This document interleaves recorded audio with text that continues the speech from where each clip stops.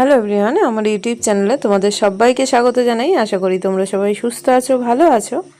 আজকে তোমাদের সাথে গাজরের সন্দেশ রেসিপিটা শেয়ার করতে চলেছি, একদম ঘরে থাকা উপকরণ দিয়ে। এই রেসিপিটা করার জন্য প্রথমেই দেখো আমি দুধ গরম বসিয়ে দিয়েছি। দুধটা দেখেছো পুরো ফুটে উঠেছে। তার মধ্যে আমি দিয়ে দিচ্ছি পাতিলেবুর রস। পাতিলেবুর রস দিলে আমরা জানি যে এটা ছানা হয়ে যাবে।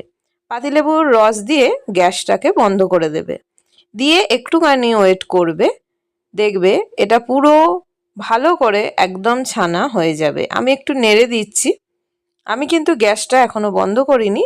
এবার আমি গ্যাসটাকে বন্ধ করে দেবো। তো নাড়তে থাকলে আমরা দেখব যে এটা ছানা হয়ে গেছে। তো ছানাটা যখন হয়ে যাবে তখন এটা একটা সাদা পরিষ্কার কাপড়ের সাহায্যে হোক বা ছাঁকনি দিয়ে হোক, এটা ছেঁকে জলটাকে কিন্তু আমরা ভালো করে ঝরিয়ে নেব। এক্ষেত্রে একটা কথা বলি, জলটা আমরা ঝরিয়ে নেওয়ার পর কিন্তু ঠান্ডা জলে ভালো করে ধুয়ে নেবে। তাহলে কি হয়, আমরা যে লেবুটা দিয়েছি সেই লেবুর টক ভাবটাও থাকবে না, গন্ধটাও কিন্তু থাকবে না। তো চলো, এটা হয়ে গেছে। আমি আগে এটা ছাঁকনির সাহায্যে আমি দুবারে এটা করে নেব। তো আমি বাড়তি জলটা ফেলে নিই, দিয়ে ছানাটা আমি নিয়ে নেব। তো ছানাটা আমি একটা প্লেটের মধ্যে নিয়ে নিয়েছি। নিয়ে এখানে দেখো ছানাটাকে একটু ভালো করে কিন্তু মেখে নেব। আমরা যেমন আটা মাখি সেই রকম একটা স্মুথ হয়ে যাবে। এটা দেখবে মাখতে মাখতে কিন্তু একদম স্মুথ হয়ে যাবে। তো এর মধ্যে আমরা কিন্তু এখন কোনো কিছু আমরা অ্যাড করব না, করব কিন্তু একটু পরে। তো এটা আগে মেখে নেব।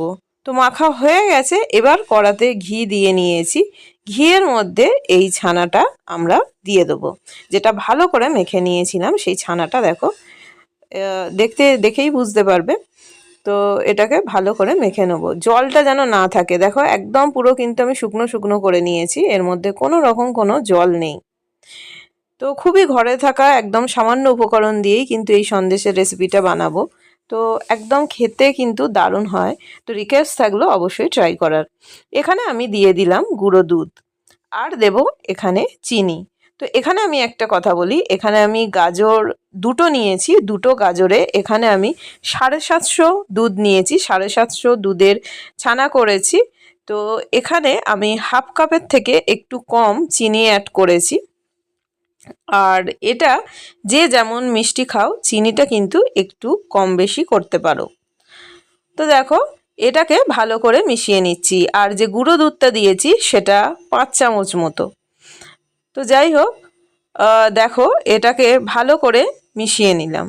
তো এটা মেশানো হয়ে গেছে। এরকম করে নাড়তে নাড়তে দেখবে এটাও কিন্তু একটু মসৃণ টাইপের হয়ে যাবে। দেখো, তো এটাকেও কিন্তু আমরা নিয়ে প্লেটে নিয়ে নেব। এটাকেও আরেকটু ভালো করে কিন্তু আমরা বেশ যেমন প্রথমে মেখেছিলাম ওরকম করে আটা মাখার মতো একটুখানি কিন্তু মেখে নেব, তাহলে একদম স্মুথ হয়ে যাবে। আর এদিকে দেখো, এখানে আমি দুটো গাজর নিয়েছি, পরিষ্কার করে ধুয়ে নিয়েছি। গাজরটাকে আমি ভালো করে দেখো এখানে গ্রেট করে নিচ্ছি। তো এই গ্রেট করা গাজরটাকে আমি মিক্সার জারের মধ্যে দিয়ে নেব। এখানে আমি দুটো গাজর নিয়েছি। দুটো গাজরের জন্য আমি এখানে হাফ কাপ মতো, হাফ কাপ ঠিক না, হাফ কাপের একটু কম আমি এখানে চিনি অ্যাড করছি। তো এখানে আমি চিনি অ্যাড করব। আর এটা জাস্ট ঘোরানোর জন্য যাতে পেস্টটা ঠিকঠাক হয়, এখানে আমি কিছুটা পরিমাণ অল্পই, এইখানে দুধের পরিমাণটা একটু কম বেশি হলে কোনো কিন্তু সমস্যা নেই। তো এখানে আমি একটু দুধ অ্যাড করে নিই। তো দেখো অল্প একটুখানি দুধ আমি এখানে অ্যাড করলাম, ওই হাফ কাপের একটু বেশি বলতে পারো। তো দেখো দুধটা দিয়ে একটা ফাইন পেস্ট করে নিয়েছি। এবার আমি কড়াতে ঘি দিয়ে নিয়েছি। এবার যে পেস্টটা রেডি করেছি সেই পেস্টটা এখানে দিয়ে দেবো। তো চলো পেস্টটা এখানে ঢেলে দিই। তো পেস্টটা দিয়ে আমরা এটাকে ভালো করে কিন্তু নাড়াচাড়া করতে থাকবো।